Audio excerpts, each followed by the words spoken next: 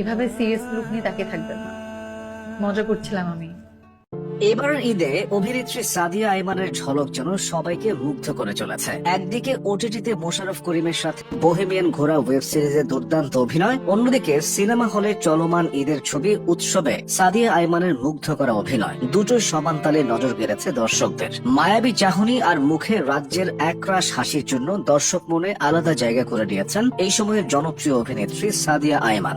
ভক্তরা তার সেই মিষ্টি হাসিতে কুপোকাত তো বটেই, অভিনয়ও মুগ্ধ। যে সাদিয়া অভিনয়ের কথা কখনো চিন্তাও করেননি, সেই তিনি এখন হাসির জাদুতে মুগ্ধ করে চলেছেন লাখো দর্শকে। যেমন সৌন্দর্য তেমনই সাহস, কোনো কিছুতেই তার কমতি নেই। কখনো মায়া শালিকের সারা হয়ে, কখনো বা ধরা দিয়েছেন কাজল রেখা হয়ে, আবার কখনো বোহেমিয়ান ঘোড়ার সুন্দরী হয়ে। অভিনয়ের সুবাদে সামাজিক যোগাযোগ মাধ্যমেও দিনকে দিন সাদিয়ার ভক্ত ও সমর্থকের সংখ্যা বাড়ছে। সাদিয়া আইমান বরিশালের মেয়ে, তাই মাঝে মধ্যে বরিশাল্লা ভাষায় কথা বলেও দর্শকদের চমকে দেন। অভিনয়ের উদ্দেশ্যে নয়, 2019 সালে তিনি রাজধানী ঢাকায় এসেছিলেন পড়ালেখার জন্য। বিশ্ববিদ্যালয়ের প্রথম সেমিস্টার শেষে এক অবসরে ফেসবুকে ঢু মারছিলেন। হঠাৎ তার চোখ আটকে যায় একটি পোস্টে, যেখানে এক পরিচালক নতুন মুখ খুঁজছেন। এভাবেই ওই পরিচালকের সঙ্গে যোগাযোগ হয়। তবে সাদিয়ার শুরুর গল্পটা এখানেই শেষ নয়, কারণ মূল ঝামেলার সূত্রপাত এর পরে। মেয়ে অভিনয় করবে, সাদিয়ার মা বাবা এটা কোনোভাবেই মেনে নিতে পারছিলেন না। এক পর্যায়ে রাগ করে তারা তার সাথে কথা বলে বন্ধ করে দেন। তবু দমে যাননি সাদিয়া।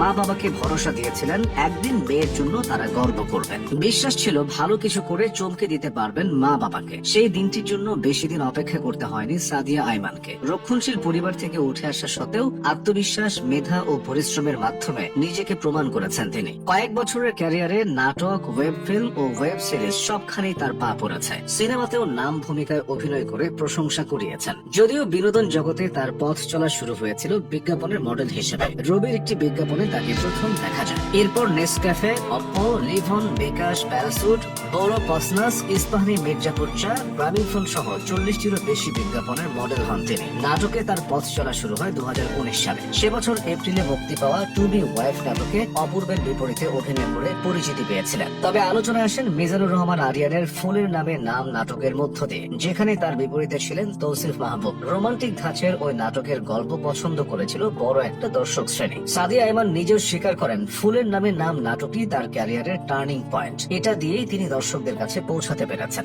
এরপর বেশ কিছু দারুণ কাজ করে মুগ্ধতা ছড়িয়েছেন সাদিয়া। বিশেষ করে ওয়েব ফিল্ম মায়া শালিকের জারা চরিত্রে তার সরলতা সবাইকে আকর্ষণ করেছে। পরিচালক শিহাব শাহিন অপূর্বের সাথে সাদিয়ার রসায়ন ভালোভাবে পর্দায় নিয়ে এসেছিলেন। তবে তিনি সব আলো কেড়ে নেন গিয়াসউদ্দিন সেলিম পরিচালিত কাজল রেখা সিনেমায় নাম ভূমিকায় অভিনয় করে। বড় পর্দায় এটি তার প্রথম কাজ। কাজল রেখার পর আরো অনেক সিনেমার প্রস্তাব পেয়েছেন তিনি।